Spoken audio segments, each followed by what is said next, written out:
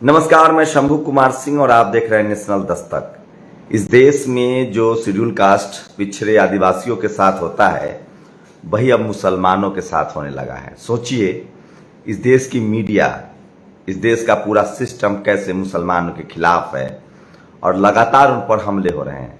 आज गुड़गांव में एक मस्जिद में 200 लोग घुस गए और नमाज पढ़ने वाले लोगों पर हमला कर दिया। वहीं मीडिया वाले खबर चला रहे हैं कि कार्बन डेटिंग नहीं होगी। किसकी? ज्ञान पापी मस्जिद में जो शिवलिंग मिला है। इनको अभी कोर्ट ने कहा है कि हम इस मामले को देखेंगे, सुनवाई करेंगे। टीवी अखबार ने इसको शिवलिंग घोषित कर दिया और कह रहा है कि कार्बन डेटिंग नहीं होगी क्योंकि उससे उसको नुकसान होगा। बताइए इन मगरमच्छों को, इन कूढ़ मगजों को, इन जातिवादियों को, इन मनुवादियों को कि इनको पता नहीं कि कार्बन डेटिंग किसका होता है। कार्बन डेटिंग किसी भी पत्थर का नहीं होता है। कार्बन डेटिंग उस चीज का होता है जिसमें कार्बन की मात्रा हो। जैसे पत्थर की कार्बन डेटिंग नहीं होती है। कार्बन डेटिंग सिर्फ उस आर्टिफैक्ट की हो सकती है जिसमें कार्बन हो, जैसे लकड़ी, कागज, कपड़ा, चमड़ा, हड्डी इत्यादि। समझे चपरगंजू, लिभिल, घुग्घू टाइप के पत्रकारों, वकीलों और भगवा भक्त गदरवो।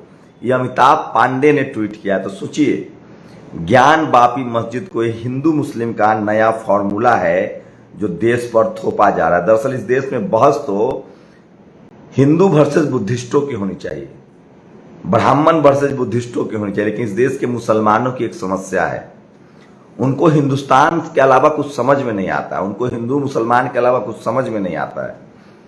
इस देश में तमाम जो प्राचीन बौद्ध विहार हैं, जो बुद्ध की मूर्तियां हैं, उन पर बहस होनी चाहिए। रतन लाल ने लिखा है, वो हिंदू कॉलेज के प्रोफेसर हैं, इतिहासविद हैं, कि भारत में बहस हिंदू मुसलमान पर नहीं, हिंदू और बुद्धिस्टों पर होनी चाहिए। और सोचिए, बामन मेश्राम ने क्या घेराव करना शुरू किया आरएसएस का, और राजेंद्र पाल गौतम ने कैसे 22 प्रतिज्ञाओं को घर घर पहुंचा दिया। और उसके बाद आरएसएस को कहना पड़ रहा है कि भैया हम जाति व्यवस्था और वर्ण पर माफी मांगना चाहते हैं, हम इसको खत्म करना चाहते हैं। एक आंदोलन ने लाखों लोग आरएसएस घेरने पहुंच गए, तो अब किसी बहुजन समाज को मार लोगे, ये तुम्हारी हैसियत नहीं है। हम सब एससी एसटी ओबीसी माइनॉरिटी के लोग एकजुट हैं और संवैधानिक तरीके से अपनी बात रखेंगे। देखिए, राजेंद्र पाल गौतम के लिए जन सैलाब, जन समर्थन दिल्ली में। ये देखिए पंचशील का झंडा। अब आप बुद्धिस्टों को डरा नहीं सकते हैं। आपको पता है, भगवान सब बुद्धिज्म से आया है। पूरा south east Asia, middle east जो है वो इस्लाम मानता है, इस्लाम धर्म को मानने वाला है। पूरा south east Asia, Burma, Taiwan, चीन, जापान, कोरिया, ये सब बुद्धिस्ट कंट्री है। और ये गाल बजाते फिरते हैं। इनसे बिल्कुल सवाल जवाब कीजिए, मैं क्या कह रहा हूं। कल्चरल हेजमनी होता है, आपका राजा आया, आपने अपनी चीजों को स्थापित किया, लेकिन आप किसी को डरा धमका नहीं सकते और बहुजनों को एकजुट होना चाहिए। और सोचिए, कल एक जज ने फैसला दिया कि बुर्का ठीक नहीं है। दिलीप मंडल ने उस जज की जन्म कुंडली निकाली है। कर्नाटक सरकार के हिजाब आदेश के पक्ष में फैसला देने वाले सुप्रीम कोर्ट के जज हेमंत गुप्ता के डैडी जितेंद्र वीर गुप्ता हाई कोर्ट के चीफ जस्टिस थे। विवाद में इस्तीफा दिया था। वे आरएसएस के उत्तर भारत के हेड थे। हेमंत गुप्ता को वाजपेयी शासन में वकील से उठाकर जज बनाया गया। कास्टिस कोलोजियम। सोचिए, उस दौर में हम लोग नहीं बोल पाते थे क्योंकि हम लोग को इतना पता नहीं था, लेकिन अब सारी चीजें सोशल मीडिया पर आ रही है और लोग सवाल पूछ रहे हैं और लोग सवाल पूछना जारी रखेंगे। सोचिए, आज ही के दिन 14 अक्टूबर 1956 को बोधिसत्व बाबा साहेब डॉक्टर भीमराव अंबेडकर जी ने लाखों अनुयायियों के साथ बौद्ध धर्म अपनाया। धम्म दिवस की बहुत बहुत बधाई। सोचिए, जो बाबा साहेब संविधान देते हैं, कानून के जानकार हैं, उन्होंने ही 22 प्रतिज्ञाएं दी है। वो क्या कानून का उल्लंघन है? ये बहुत बड़ा अपराध करते हैं लोग। और एक बहुजन समाज के लिए बड़ी खबर है, गुमला की बेटी अष्टम उरांव बनी भारतीय टीम की कप्तान। गुमला की बेटी अष्टम उरांव बनी भारतीय टीम की कप्तान। फीफा विश्व कप अंडर 17 के लिए भारतीय फुटबॉल टीम की घोषणा। राज्य की 6 खिलाड़ियों का हुआ चयन, जिसमें 2 गुमला, 3 रांची और 1 सिमडेगा जिला से है। झारखंड की बेटियों ने राज्य का मान बढ़ाया, हेमंत सोरेन। सोचिए राजेंद्र प्रसाद सिंह क्या कहते हैं कि पद मतलब पावर, वो तो जालसाजी से, कॉन्स्पिरेसी से, बेईमानी करके ले आओगे, लेकिन पद मतलब पैर में ताकत कहां से लाओगे? वो तो इस देश के किसानों के पैर में है, मजदूरों के पैर में, आदिवासियों के पैर में है, दलितों के पैर में है, अल्पसंख्यकों के पैर में है, क्योंकि वो मेहनत कश लोग हैं। वो खेतों में काम करते हैं, वो गाय पालते हैं, भैंस पालते हैं। इस देश की जो मेहनत कश कम्युनिटी है उसको अशुद्ध और छूत बना दिया गया। और जब आप उस पर सवाल पूछिएगा तो इनके पेट में दर्द होता है। बताइए आप हमें कि क्यों मराठा जज नहीं है, क्यों गुर्जर जज नहीं है, क्यों जाट जज नहीं है, क्यों पटेल जज नहीं है, क्यों राजपूत जज नहीं है? क्या वजह है ऐसी? क्यों ये तमाम मेहनतकश जातियां शूद्र और छूत कैसे हो गया? और जो सवर्णों में जो मेहनतकश जातियां हैं, जो किसान जातियां हैं, उनके जज कहां हैं? उनके कलेक्टर कहां हैं? उनके एसपी कहां हैं? उनके डीएम कहां हैं? उनके सीएम पीएम कहां हैं? उनके लेफ्टिनेंट कहां है? उनके एयरफोर्स चीफ कहां है? उनके नेवी चीफ कहां है? यह सवाल इस देश से पूछा जाना चाहिए और इन तमाम मनुवादियों की पोल खोल अभियान जारी रहनी चाहिए। यह सवाल भागीदारी का है और इसीलिए बाबा साहब ने संविधान में आरक्षण का प्रावधान किया है।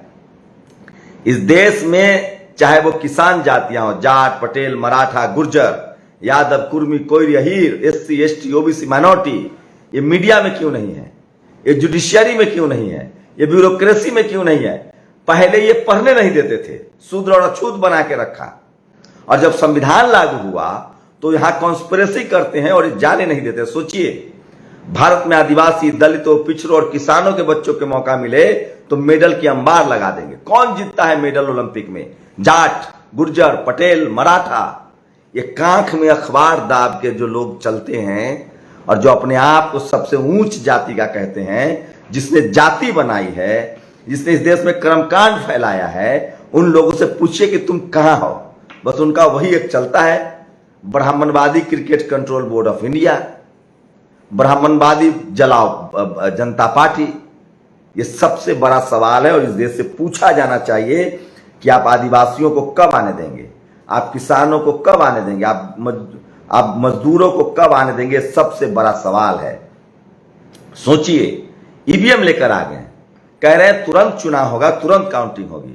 आज डेट निकला है हिमाचल प्रदेश का, नवंबर में वोटिंग होगी और दिसंबर में काउंटिंग होगी। 1 महीने बाद ईवीएम को हरियाणा का सैर करवाएंगे। ये वो तमाम सवाल है जो इस देश की जनता को पूछना चाहिए, और अगर नहीं पूछेंगे तो आपकी नस्लें इसी तरह से मजदूर और मजबूर रहेगी। मैं बार बार कह रहा हूं बहुजन समाज के लोगों को कि आप सड़कें बनाते हैं, आप रोड बनाते हैं, मजदूरी करते हैं, सब्जी उगाते हैं, और पढ़ाई लिखाई के बाद इस देश के तमाम किसान जातियां वैज्ञानिक भी है, इंजीनियर भी है, जगह जगह पहुंचने भी लगे हैं। बस एक काम आपको नहीं आता है, बात बनाना। वो काम सीख लीजिए, अपनी जीभ लंबी कीजिए, सवाल पूछना शुरू कीजिए। शब्दों में शक्ति है, बात बनाना शुरू कर दीजिए, सत्ता आपके हाथ में आ जाएगी। ये शब्दों से डराते हैं, ये शब्दों की बेईमानी करते हैं। इन्हीं को बाबा फूले साहब ने कलम कसाई कहा है। आप बताइए, इस देश की आजादी के 75 साल बाद भी सुप्रीम कोर्ट में आप जज नहीं है, प्रधानमंत्री के ऑफिस में आप सेक्रेटरी नहीं है, आपके लोगों को आज आपके लोगों को बर्खास्त कर दिया जाता है, फंसा दिया जाता है। आज एक आरजेडी का विधायक जो सहनी है, जो जय भीम बोलता है, उसको सजा मिल जाती है। ये इस देश के जो जातिवादी व्यवस्था है, जो मनुवादी व्यवस्था, इस देश में संविधान लागू होना चाहिए। एक तरह के क्राइम के लिए एक बराबर की सजा होनी चाहिए। यूपी में एक पुलिस वाला सरेआम कहता है कि एक धर्म विशेष के लोगों को मारेंगे। यह क्या न्याय है? इसके खिलाफ बात करनी पड़ेगी। और मैं इस देश के बहुजनों को कहना चाह रहा हूं, 90% बहुसंख्यक आबादी को, कि आप किसी भी तरह के अपराध में शामिल न हो, न जातीय हिंसा में शामिल हो, न धार्मिक हिंसा में शामिल हो, न लैंगिक हिंसा में शामिल हो। आप बचेंगे नहीं, ये कानून आपको सजा देगी। इसलिए मैं कह रहा हूं कि जाति, धर्म और लिंग के आधार पर लड़ना बंद कीजिए, बहुजन समाज के तौर पर एकजुट होइए और इस देश में संविधान बचाइए, इस देश की विरासत को बचाइए, डेमोक्रेसी को बचाइए। ये अत्याचार है। ये आप कौन लोग हैं जो मुस्लिम जाके मस्जिदों में घुस के मारते हैं?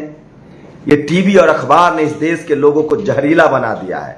आपके बच्चों को रोजगार से ध्यान भटकाते हैं। बेरोजगारी चरम पर है, मंदी आने वाली है, स्कूल कॉलेज बंद हो रहे हैं, इस देश के बहुजनों के बच्चे आवारा हो रहे हैं, लाचार बेबस और बेरोजगार हो रहे हैं, नौकरियां नहीं है और सरकार से सवाल नहीं पूछ सकते हैं पत्रकार लोग। मैं बार बार कह रहा हूं, इस देश की दुर्दशा के लिए कोई और जिम्मेदार नहीं है, इस देश के पत्रकार जिम्मेदार है। इस देश में हर कोई सही काम कर रहा है, बस 5 जो पावर सेंटर्स है ना, वो ठीक करने की जरूरत है और वहां डाइवर्सिटी की जरूरत है। Media, judiciary, college, university, bureaucracy और बिजनेस, इनको कंट्रोल करने की जरूरत। बिजनेस में तो फिर भी ठीक है, वैश्य समाज के लोग बिल्कुल इस देश को मजबूत बनाते हैं। इस देश के जो मनुवादी, जातिवादी और ब्राह्मणवादी लोग हैं, उनको ठीक करने की जरूरत है। ठीक करने का मतलब है उनको न्यायिक चरित्र उनमें डेवलप कीजिए, संविधान मानने के लिए मजबूर कीजिए और संविधान के हिसाब से फैसले हों। उनको न्यायप्रिय होना होगा, उनको भेदभाव छोड़ना होगा, जाति के नाम पर, धर्म के नाम पर। आप कल्पना कर सकते हैं, आप किसी भी धर्म को मान सकते हैं, किसी भी मजहब को मान सकते हैं, आपकी पूरी छूट है, फंडामेंटल राइट्स है आपके। आप अपना धार्मिक वस्त्र पहन के घूम सकते हैं और मुसलमानों को कहते हैं कि वो जाहिल हैं। ये गलत बात है।